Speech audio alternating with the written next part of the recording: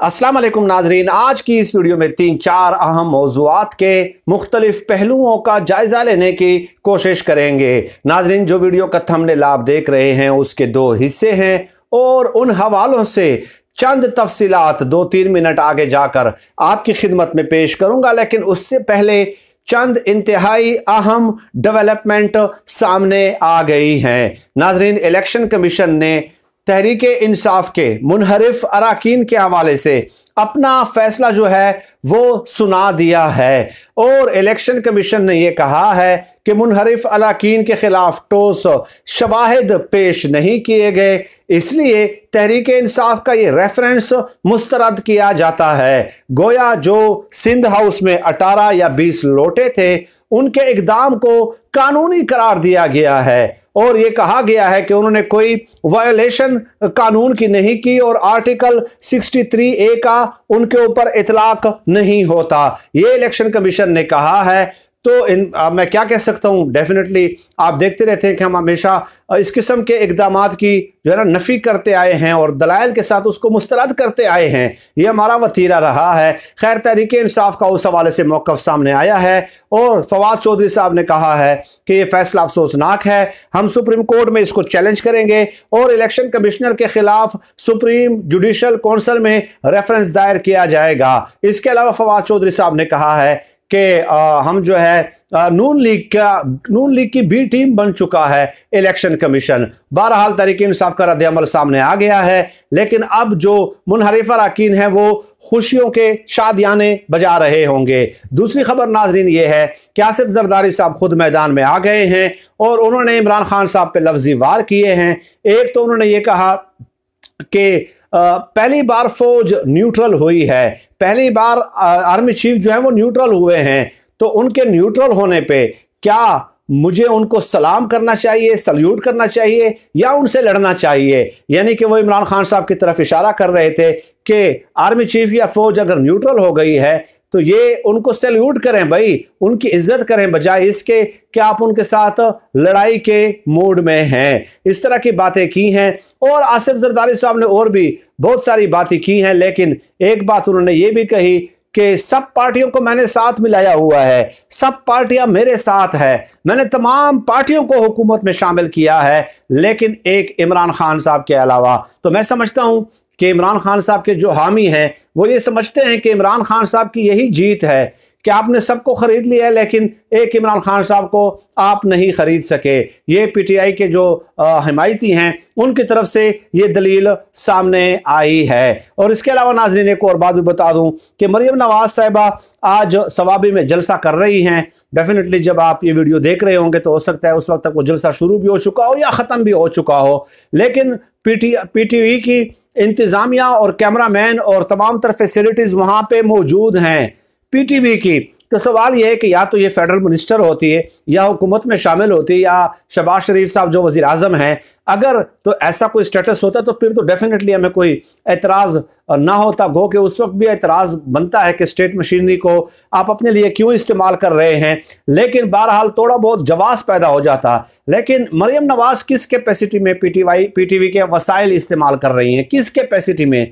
वो तो ना वज़ीर आज़म है, ना गवर्नर है, ना कुछ भी ऑफिशियल सरकारी स्टेटस उनका है ही नहीं। तो फिर आप किस तरह रियासती वसाइल को जो है ना अपने हक में इस्तेमाल कर सकते हैं? यही वजह है कि हम इस किस्म के इकदामात की हमेशा नफ़ी करते हैं। अब नाजरीन आ जाते हैं जो वीडियो का थंबनेल है उस हवाले से बात करते हैं।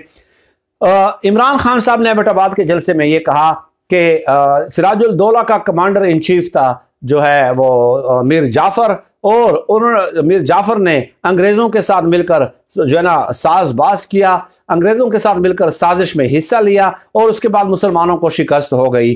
चुनाचे जो है उनके इस बयान को बड़ा मायूब समझा गया, बहुत माइंड किया गया कुछ हलकों में, और इमरान खान साहब से डेफिनेटली अंदरूने खाना कहा गया कि आपका इशारा किस तरफ है। चुनाचे इमरान खान साहब ने अगले ही दिन, फिर 3-4 दिन पहले एबटाबाद का जलसा हुआ, अगले ही दिन वजाहत कर दी कि मीर जाफ़र और मीर सादिक से मेरी मुराद नवाज शरीफ और शहबाज शरीफ थे। फिर आगे जाके आज इमरान खान साहब ने कल जो जेहलम में जलसा किया है उसमें वो बार बार शहबाज शरीफ साहब को मीर जाफ़र पुकारते रहे कि मीर शहबाज शरीफ मीर जाफ़र, शहबाज शरीफ मीर जाफ़र हो तुम। यानी ये जनरल बाजवा साहब को वाज़े तौर पे साफ साफ बता दिया इमरान खान साहब ने जलसे में ये कहकर, और उससे पहले वजाहत करके कि मीर जाफ़र कौन है, वो शहबाज शरीफ है और मीर सादिक नवाज शरीफ है। तो इमरान खान साहब ने अपने इन फिक्रों के ज़रिए और तकारीर के ज़रिए ये वाज़े कर दिया है कि उनका मकसद कतई तौर पे पाक फौज को टारगेट करना नहीं था, और ना ही जो है ना कमांडर इन चीफ का या जो मीर जाफ़र का लफ्ज़ है उन्होंने किसी रियासती सिक्योरिटी इदारे के सरबराह के लिए इस्तेमाल किया है। तो इसके अलावा आगे चल के इमरान खान साहब ने यह भी कहा कि मरियम नवाज और नवाज शरीफ लोग माजी में जो है ना, अभी जब मैं हुकूमत में था तो वो फौज के खिलाफ बहुत ज़्यादा बोलते थे। यानी इमरान खान साहब के इन बयानात से लगता यह है कि इमरान खान साहब डेफिनेटली फौज पे तनकीद नहीं करना चाहते और नहीं करनी चाहिए। अच्छी बात है। मेरे ख्याल में जो तहरीक इंसाफ के जो वोटर्स हैं, जो सपोर्टर्स हैं, जो हिमायती हैं, जो यूट्यूबर्स हैं, उनके लिए भी एक पैगाम है कि इमरान खान साहब डेफिनेटली एक कानून के दायरे में अगर चल रहे हैं और उन्होंने ये तय किया हुआ है, और वैसे भी उन्होंने कई दफ़ा इंटरव्यूज़ में कहा है कि फ़ौज हमारी रीढ़ की हड्डी है और फ़ौज के ख़िलाफ़ तनकीद नहीं होनी चाहिए और ना ही मैं फ़ौज के ख़िलाफ़ बात करूँगा। तो अगर इमरान खान साहब का बज़ात खुद ये मौक़िफ़ है तो उनके यूट्यूबर्स, हिमायती सहाफ़ियों, एंकर्स, तज्ज़ियाकारों, लिकारियों, वोटर्स और हिमायतियों को कतई तौर पर फ़ौज के ख़िलाफ़ कोई बात करने से गुरेज करना चाहिए, एहतराज़ बरतना चाहिए कि जब पार्टी चेयरमैन की ये पॉलिसी है तो आप कौन होते हैं भाई कि फ़ौज के ऊपर सवालात उठाएं या आर्मी चीफ के ऊपर सवालात उठाएं। जब इमरान खान साहब खुद बार बार वजाहत दे रहे हैं, एक मीर जाफ़र लफ्ज़ की 2-3 दफ़ा वजाहत दे चुके हैं, तो आपको क्या ज़रूरत है इस तरह की बात करने की।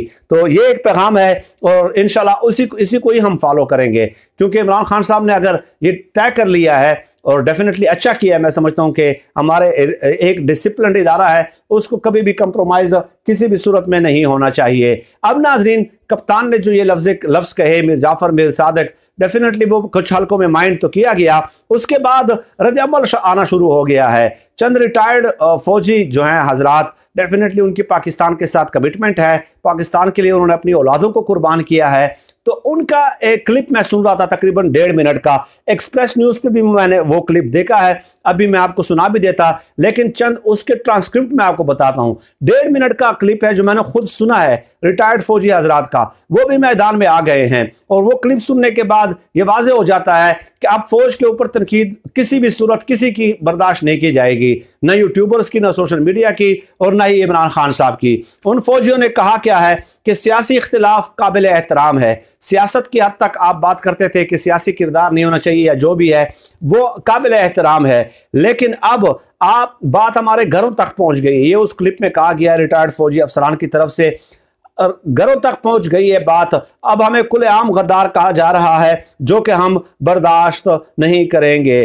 और फिर कहा कि हमारे फौजियों ने कुर्बानियां दी, हमारे बच्चों ने कुर्बानियां दी, उनके सरों के साथ फुटबॉल खेले गए, लेकिन हमने इस मुल्क में अमन बहाल किया, लिहाजा किसी भी सरबराह की तरफ से ऐसे अल्फाज कतई तौर पे बर्दाश्त नहीं किए जाएंगे। और फिर कहा एक फौजी रिटायर्ड अफसर ने कि आर्मी चीफ सब कुछ हो सकते हैं लेकिन गद्दार नहीं हो सकते, ज़बान संभाल के इस तरह के अल्फाज इस्तेमाल करने चाहिए। और फिर कहा कि हम अपने आर्मी चीफ के साथ खड़े हैं, वो फौज की डिसिप्लिन के जो है वो पाबंद हैं। और फिर कहा कि हमें अस्करी क़यादत को इस किस्म के अलकाबात से दूर रखना चाहिए और ज़बान के अल्फाज में एहतियात बरतनी चाहिए। ये जो ना फौजी रिटायर्ड फौजी हजरात बोल पड़े हैं और इमरान खान साहब ने भी वजाहतें देना शुरू कर दी हैं।